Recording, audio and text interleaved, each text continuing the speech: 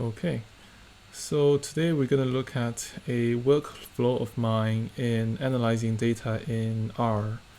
So we have here a sample data set. We have 100 individuals. This is fake data, okay? So their height against their weight. And we have whether they eat banana as just a categorical. So imagine this is a questionnaire that you obtain from 100 individuals, and sometimes we allow custom response. So they might say sometimes I eat banana, or they might provide nonsensical response such as LL, and you have to have a way to process this column. Okay, so the highlight of my method is we would like to, let's say, see how a particular analysis of ours perform with a subset of the participants. So we want to limit, say, the height to up to 190 centimeters, or the minimum weight to 60 kilogram. And we have two ways to categorize, or rather process, the column eat banana.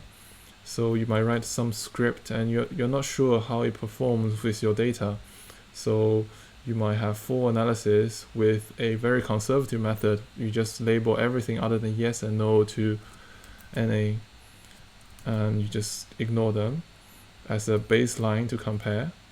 And you have another way of your own classification program. Let's say you change sometimes to yes, and you have some manual changes, okay? So that's two methods that you want to compare their performance. So let's see how that's achieved in R. So I will provide this folder with two zip files with only script, that is how this folder looks like, and a zip where all the script have been run once, so you have all the data generated and you can look at the results, okay? So we have 5 scripts, from constant where you have to define everything, and then the first one where you generate your dataset, basically the dataset we were looking at, and the third one you look at how you generate the configuration file we just looked at just now, and this one is where you pre-process the data, and the last one is some analysis of yours. I just have a simple GRM, general linear model, to demonstrate, but it can be anything really. So to get started, we have our packages that we have to load. So here I have my own small package with a few utilities. You will have to install this on your program, on your computer, but I have it already installed, so I just comment out this line and I load it, as well as tidyverse, highly recommended. And we define our directories here. So you don't have these folders yet, but this script will generate the folders. So we'll see now we have analysis folder where we put the analysis, configuration, data, and some export. So we will have here this line, we don't concern ourselves with it too much for now because we haven't generated the data yet. So we index data files, of which there are none because we haven't generated the data. And here are some styles that I just use normally with my analysis. And here we generate some fake data. So here you notice the thing, we have DG for data generation as defined as the list. So this list you see here will encompass all the generated variables that's associated with data generation, so that we don't have a very clustered R workspace, which will be easier if you want to save the dataset or save the workspace or return to where you were at next time when you come back. So sample size of 100, and we have height, weight, and each banana randomly generated. Yeah, so we export the data using open Excel a package. We generate the analysis config, which you just seen over here. So we have this 8 rows of different config where, oh wait, sorry, So this is the variable configuration, which we will output now, and we will see it in Finder. So you can see here's the variable configuration file, which is helpful for your own research because you never want variables that's not labeled. Normally you just write these by hand, but in this example I wrote it in R and generated just for ease of access.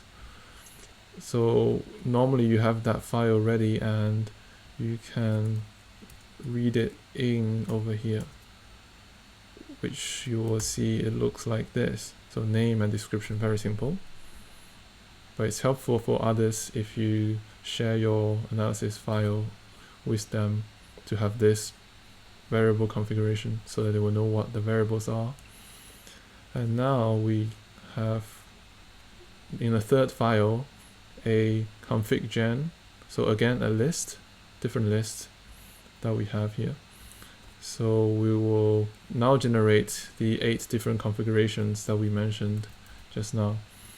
So we will run it, and we can see it looks exactly the same as what we've seen in Excel. 8 rows with different methods and different ways to select participants. And we export the CSV. And we also, okay, so here we will write another Excel file with a different name of this essentially the same thing, which is this in here. This will come in useful later when we export, when we do our pre-processing.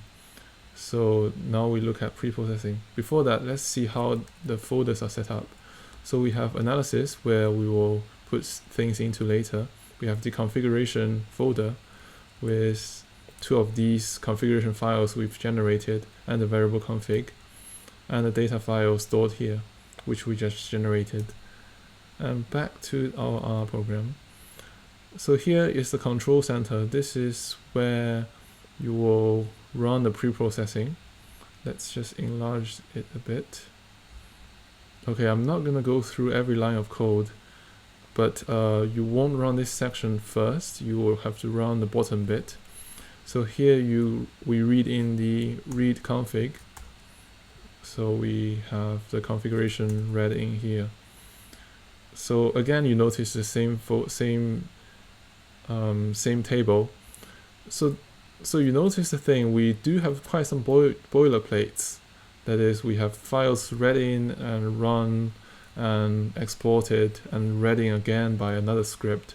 So this is a concept where we program our script modularly. So we program in modules where each script does its own thing, and they preferably will stand on its own. It doesn't depend on variables generated from another script, so that you don't create unnecessary dependencies where if you don't run this script, you can't run the other one, and you have to remember which one to run first and everything.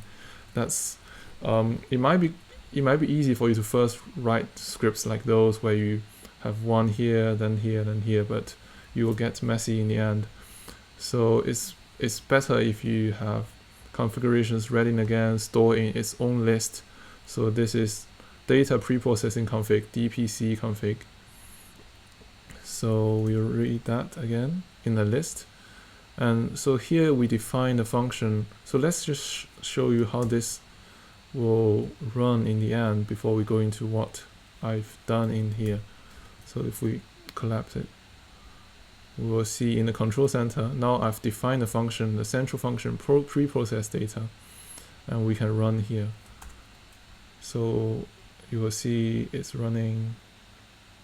It will run through the 8 analysis configurations and generate these folders over here where we have each config and the selected data, that's a subset of the sample data, and a RDS file, which again is the benefit of storing everything as a list, because you can easily save this object as a RDS file, so you can read them in later without doing any of these script. especially if these scripts take a long time to run. So in here we have only 25 seconds, but in your own analysis, it could be, I've written a project with 2,400 analysis, so that's going to take very long to run. And if you save all of this as a RDS file, you can just load them in without running again. So that's very efficient. And we will see the all 8 folders loaded with selected data with different number of participants. Let's just fire one up and see how it looks like. So we have here okay, computer's quite slow on its recording. So you have, we have 56 participants in this spreadsheet. So it's a subset selected according to, you can see here, it's a manifest, but you can also look at the config of this specific export, where you can see, so it's minimum, it has a maximum height of 190, and it's using auto classification to process this column of eat banana into eat banana yes. So yes goes to yes, no goes to no. In my particular okay, so here this is processed as well, so sometimes has been mapped to yes. That's why you have one here. We'll see what that means in a bit. So let's collapse this. So this is the central function where we use to process the data. We have, okay, let's just run this and see. Okay, so for debugging, you will pass 1 into index so that when you run the scripts on its own, it will still make sense. So here we define this new list.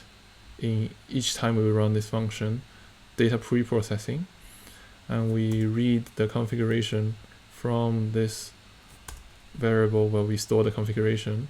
So we get this particular one according to the index. So this one we have maximum height of 190, minimum weight of 60 kilograms, and we read in the data into this list, and you can see the data here with 100 of them. So that's the full sample data. And now we select data. We have data where we filter the height, filter the weight. Okay. Then we, oops, my phone. I'll just put it onto silent mode. Okay. So you might have your own function to process the banana eating habits. So here I just have a very simple implementation. We have sometimes into yes, LL into a random, so it's not recommended, but just for illustration, this function will just randomly choose yes or no if they've written LL. So that's your automatic classification. So if we can look at the configuration, so if this configuration says conservative, then we use, if they are either yes or no, we record the response. If it's not in either of the yes or no, you will just put NA instead. We can see how that goes here. So you can see if it were LL, or sometimes it will be flagged as NA. If we are using the auto classification, it will map the data here into this function, and we'll just see. I'll just read the data in once more to illustrate. So you can see the data originally it's low, sometimes yes, no, a bunch of everything. And if we run it over here, then you can see it's okay, there's some error going on here. Oh, I've not defined this function. So now I define the function, and okay, now it should run, and we see how the result looks like. It's lagging a bit. So you see no and yes all filled in using this mapping function.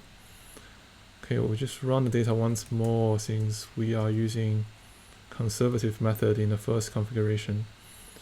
And so now once you've processed this column here, you want a column with 1 or 0 mapping yes and no, so you have this column mapped. And here we come to another concept where I use a hash. So let's look at what we are doing here. So we have all the participant IDs here, and we have the configuration over here. So we put them into the list, and then we feed it into a function called digest, and it will churn out a unique identifier for this analysis. So in the future, if you were to by accident write a configuration of the same value as this one, then it will churn out the same identifier, so that you will know, okay, this has been done before, I don't want to write it again. So I just store this into, my Siri is going off. We store this into a variable called hash, and we generate the analysis name, just labeling a good practice to label what your analysis is. So you have height smaller or equal to SE, smaller or equal to 190, and weight larger or equal to 60, and the hash. And you just run it over here, and you will create the directory in your analysis folder here, as we've done already, because we've run the overall function in the control center. But you will create each folder over here, and now you export the data, which we've done just now, but we just run through the script and see what's going on. So we use write Excel, and then we save RDS. We save this whole object called DP. So let's see what's in DP. Okay, so we have, in this example, we have the configuration, we have the data saved here, and the hash, and the analysis name. And now it's always a good practice to write some manifest.txt into your data folder, so that people will know what's actually in this particular analysis without looking into this configuration file. So you can put everything you want here. You can put analysis name, your participant list. You should put the number of participants over here as well for easy reference. And here you write so here we augment this variable with actual columns, including the included participant and exporter version. So basically we add metadata to this configuration object. You can see, so it looks like this, but I've written a very helpful helper function where you say print table row, and you say dp config. It will just sort of transpose it into, it's taking a while, into a sort of name value pair, so you can see very easily what's in a particular row of your table. So you have time, index, height, the method, directory where it's exported, and exporter version, so that you will in future you'll know which one you used to export this file, and the list of participants, very important. And then you write this into the local folder, so you can see the config file in each analysis folder here. And here it looks rather complicated, but it does one simple thing where, we go to this config folder. So this file will record all the pre-processing you've done, and it will have all the information that you've generated in the process of your pre-processing. Okay, that's a tongue twister over there, but let's wait for it to enlarge, and you will see in the configuration file you had just now, you had only the, we have plenty of Excels. So this is the original one you have as the input, and now we have the output where you have the original columns, but you also have some metadata put in there, especially most importantly the included participants. So you have a list over here. Okay, so that's going to be helpful when we do the actual data analysis over in the last file. And lastly, you might write some checks. So this is also a good concept where you always check things to make sure they are what you imagine they are. So let's say you want to check your data to see if you have more than at least 10 participants. So you run here and see, okay, that's true. And if you run this function, it will just tell you it's true. But if it's, okay, let's say if I have 100, then it will tell you wrong. It will generate a warning. It will say error, too few participants, and then this program will not run. So to make sure you don't have you don't output nonsensical data set, it's always helpful to have these post-export checks. So to briefly summarize what we've done here in the pre-processing step, we imported data, we select data, we process some columns, for example the eat banana column, we establish the directory, or we export our data, we export the data, export the manifest, important, and we write the output for later analysis, and we run some checks after the export.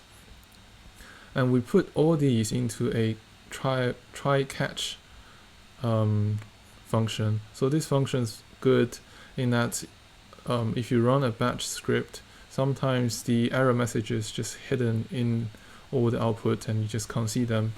But if you put it in a try catch clause, you will have a mechanism where if there was an error, it will output, here's the original error message, and here's the warning message if it comes out, and then you will return a 1 to this function. So it will say, okay, there's some error, and if there's no error at all, in the post export check you will write return 0.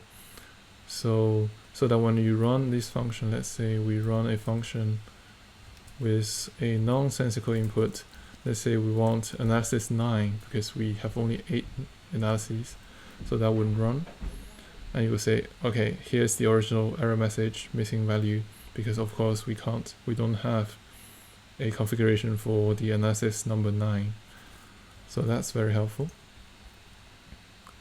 And I have a very cute function over here, beep R, which plays a sound, but you can't hear it. It plays a sound to tell you, okay, there's an error. So even if you're not looking at the screen, you can hear it. So here is the function. We go back to the control center, we run the function here through.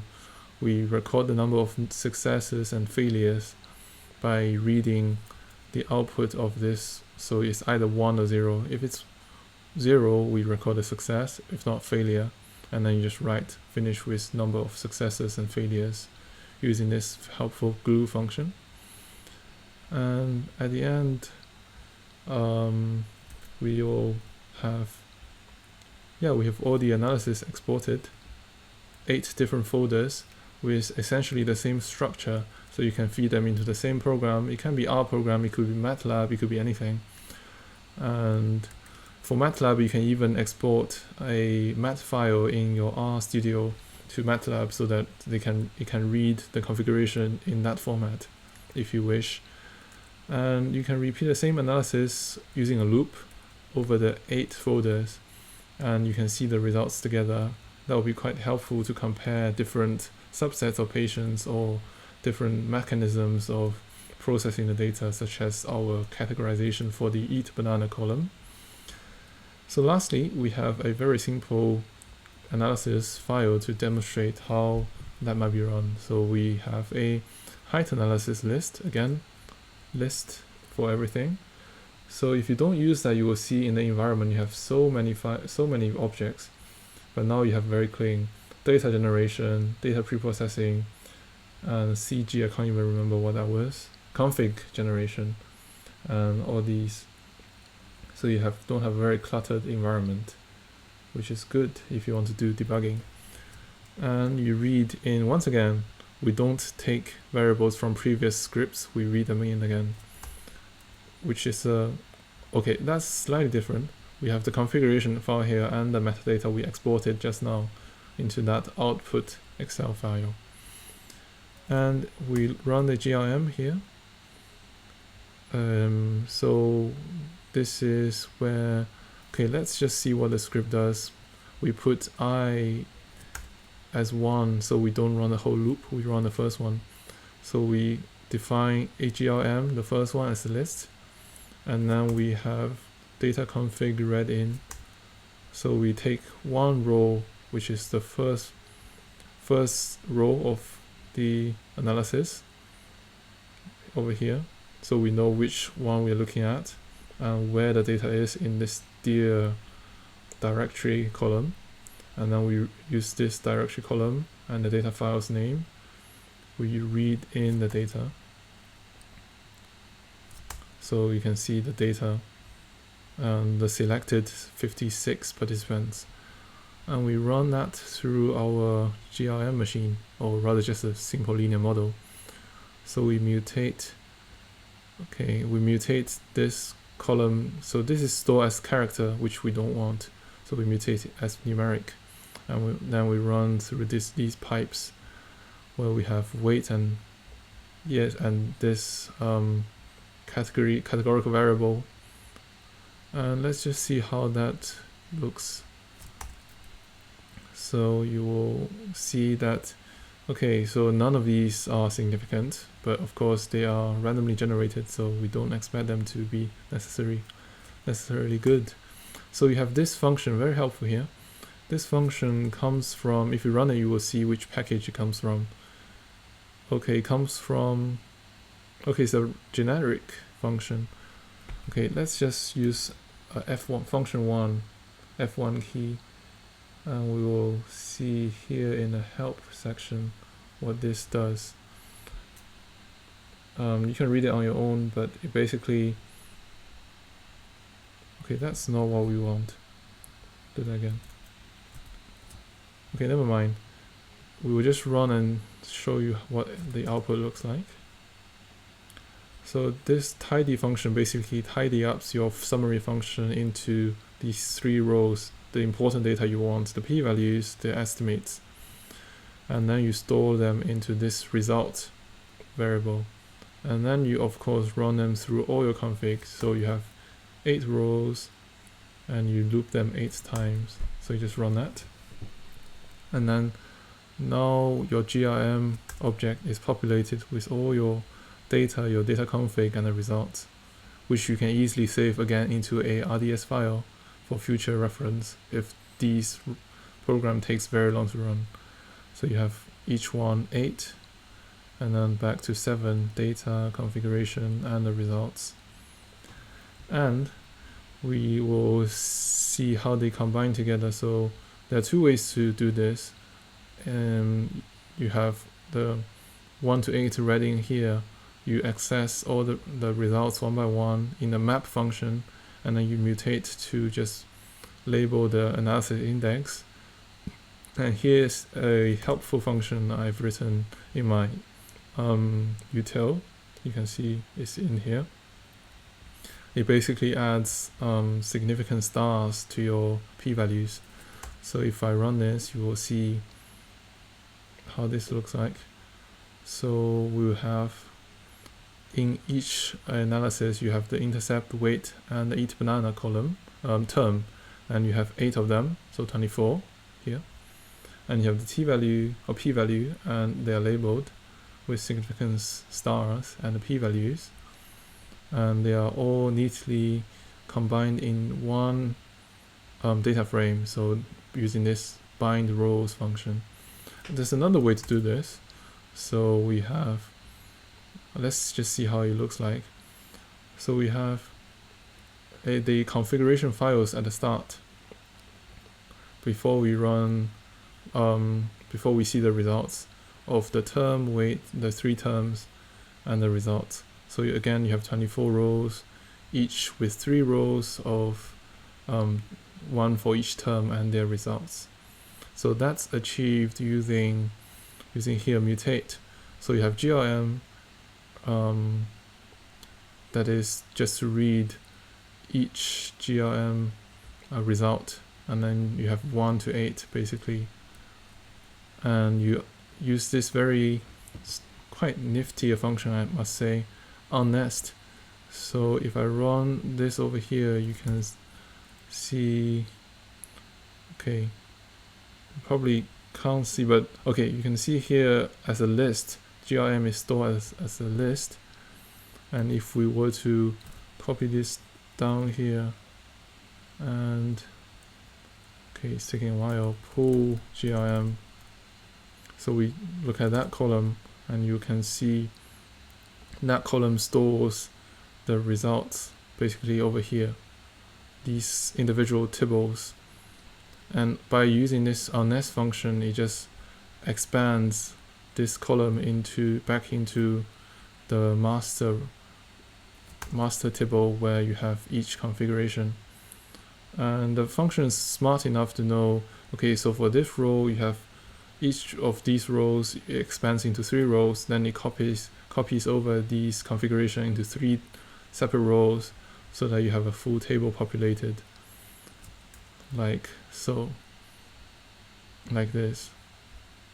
Okay, so lastly, let's just look at some diagrams to see how filtering might influence our analysis. So we can see in here we have the GG scatter, basically plot our results. Let's move my face away. We plot maximum height, so we limit our participant into maximum height of either 200 or 190, and we see the estimates are sort of spreading around here, and we can also see how the p-values will be have been affected by our subsetting of datasets like that. So if you were to have a larger sample with a higher maximum height, it's more likely to see your p-values sort of centering around the significance threshold, but you have fewer participants, then you have it higher. So you can see how the participant count affects our p-value again. So here we demonstrate why we have the configuration columns in the front. When we put our results in the same data frame, we can read what the analysis were, and for example in here we have the participants as a list, and we can split them up using that limiter and count how many participants there are to generate number of participants as a column. Then we plot it against the p-value, and you can see the more participants you have, the p-value is likely higher, and there's a trend here. And GG scatter is quite a helpful function actually. So you can see code, just to demonstrate, code if and add. Okay, let's add reg line, and you can see it actually adds. Okay, 1 second. So it actually adds a smooth, or rather a interpolated line once the function runs, as well as the statistics for the correlation between the x and y variable, and hopefully will come out. Yeah, you can see the values here. Yeah, so basically that's it. We have a whole pipeline where we have, so this file is important. You run this file to get all your libraries put in each time you open your RStudio, so that you have all the functions at hand, and you also have the directories at hand and the variable configurations, which we never use in this tutorial, but it might come in useful next time when you want to put a description, let's say as a title of your plot, as well as some styles which I prefer. And we generated the data set, we generated the config, we pre-process the data into the 8 folders, and lastly we look at some example analysis. It can be anything for your own pipeline, but we can see how powerful this pipeline is in that we can see how our methods of pre-processing our data using a conservative method or the classification program we've written affect our general linear model in here. So hopefully that's helpful, and thank you for watching.